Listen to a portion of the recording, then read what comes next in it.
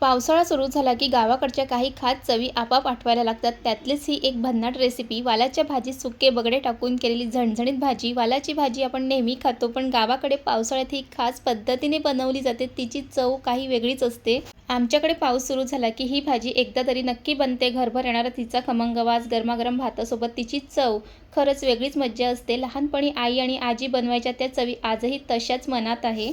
ही recipe करायला खूप सोपी आहे, पण चव अशी की एकदा खाली की पुन्हा पुन्हा खावीशी वाटेल. तर ही खास गावाकडची पावसाळी रेसिपी शेवटपर्यंत नक्की बघा आणि तुमच्या घरी अशी भाजी बनत असेल तर नक्कीच कमेंट करून सांगा. तर इथे वाल आहे आणि हे वाल रात्रभर पाण्यामध्ये भिजवून ठेवलेलं. वालाची भाजी आपण नेहमी वेगवेगळ्या पद्धतीने करत असतो, पण पावसाळ्यामध्ये वालाची भाजी एक वेगळ्या पद्धतीने केली जाते आणि ती गावाकडे तर पावसाळ्यात हमखास केली जाते. आणि ते म्हणजे की ह्या वालाच्या भाजीमध्ये सुक्कं बगडं टाकून ही भाजी केली जाते आणि इतकं छान लागते. बाहेर पाऊस आणि त्यात ही भाजी असेल तर 2 काय 4 घास जास्त जातील.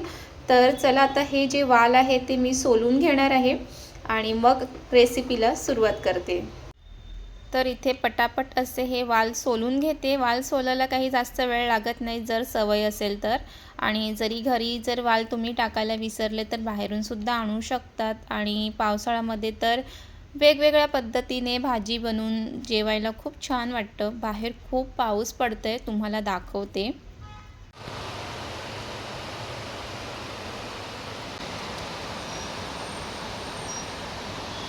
इथे सर्व साहित्य आहे ते काढून घेतलेलं आहे. पटकन तुम्हाला दाखवते. इथे सोलून घेतलेले वाल आहे, आलं लसूण मिरची याचं वाटण आहे, उभा चिरून घेतलेला 2 कांदा आहे, मिरची आहे, टोमॅटो आहे आणि हे आहे सुक्कं बगडं, म्हणजे सुक्कं माशाचं डोक्याकडचं भाग आहे. आणि हे वालमध्ये टाकून खूप छान भाजी लागते. तर तुमच्याकडे सुद्धा असं डोक्याकडचं भाग असेल तर तुम्ही सुद्धा नक्कीच ही रेसिपी ट्राय करा. पावसाळ्यात खूप छान लागते. तर आणि इथे कोथिंबीर घेतला आहे आणि ह्यामध्ये आंबटमध्ये आंब्याचं आंबट घालणार आहे. जर आंब्याचं आंबट नसेल तर थोडंसं चिंचेचं आंबटसुद्धा घालू शकतात किंवा तेही नसेल तर कोकम आगळसुद्धा घालू शकतात, पण काहीतरी आंबट नक्कीच घाला. सर्वात आधी गॅसवर कढई ठेवून घेते. त्यामध्ये घालून घेणार आहे तेल.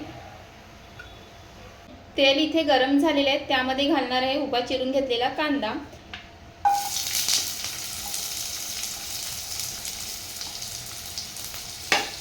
आणि कांदा सुद्धा तेलामध्ये परतून घ्यायचा आहे.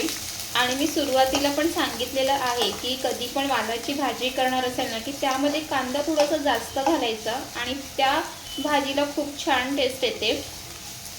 तर इथे कांदा थोडासा परतून घेते. त्यातला थोडासा रंग बदलला की मग त्यामध्ये वाटण घालायचं आहे.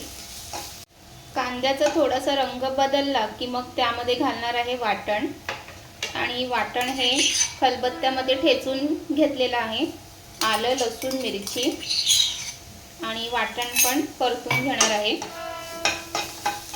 वाटण इथे परतून झालेलं आहे. त्यानंतर त्यामध्ये घालणार टोमॅटो, हिरवी मिरची आणि टोमॅटो पण परतून घ्यायचं आहे.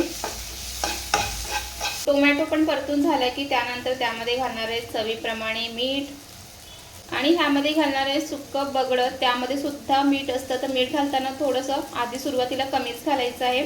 त्यानंतर घरगुती मसाला घालणार आहे, हळद, काश्मीरी मसाला आणि हे सगळं घालून घेतल्यानंतर मिक्स करून घेणार आहे.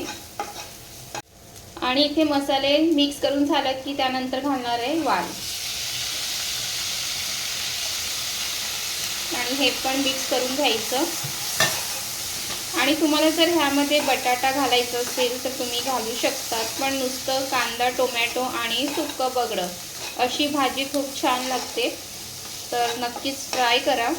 तर हे मसाल्यामध्ये छान मिक्स करून घेते आणि मग ह्यामध्ये पाणी घालण्याआधी तर ह्यामध्ये झाकण झाकून 2 मिनिटाची छान वाफ काढून घेणार आहे. 2 मिनिटं झालेली आहे. झाकण काढून घेणार आहे आणि त्यानंतर ह्यामध्ये पाणी घालणार आहे. पाणी अगदी थोडंसंच घालणार आहे आणि एकदा ते मिक्स करून घ्यायचं आहे. आणि आता इथे मंद आचेवरती वाल शिजेपर्यंत झाकण झाकून त्याची उकळ काढून घ्यायची आहे. 5 मिनिटानंतर बघूया. तर इथे एक 5-7 मिनिटं झालेली आहेत. झाकण उघडून बघते आणि इथे भाजीला खूप छान उकळ आलेली आहे आणि इथे बघायचं की वाल आहेत ते छान शिजलेले आहेत की नाही। वाल थोडेसे शिजले की मग त्यामध्ये घालायचं आहे हे सुकं बगडं। हे धुवून घेतलेलं आहे तर हे मी घालून घेणार आहे। तर हे मिक्स करून घ्यायचं आहे आणि ह्यासोबतच ह्यामध्ये घालणार आहे आंब्याचं आंबट। तर इथे भाजीमध्ये रस्सा कमी आहे म्हणून थोडंसं पाणी टाकून घेते आणि हे मिक्स करून घ्यायचं आहे आणि आता हे झाकून ठेवते 5 मिनिटांनी बघूया। तर इथे 5-7 मिनिटं झालेली आहे, उघडून बघूया।